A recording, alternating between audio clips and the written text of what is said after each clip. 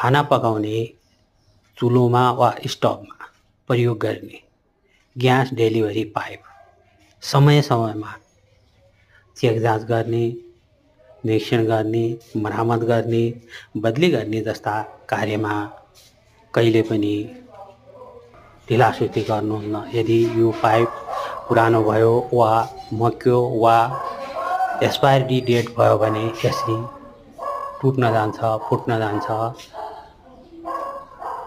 जसबाट gas leak हुन पनि सक्छ।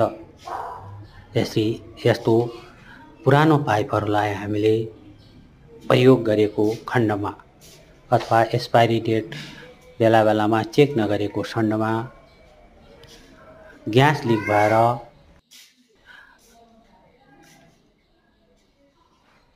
चुलोमा अथवा अन्य आगोको झिल्का सानो पाउने बित्तिकै यसरी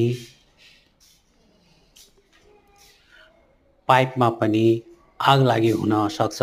जुन टुटेको फुटेको ठाउँमा ग्यास लिक भएर यसरी आगलागी भएमा तुरुन्त ग्यास रेगुलेटरको अन अफ स्विचलाई बन्द गरिदिएमा चुलो र पाइपको ग्यास निभ्न सक्छ।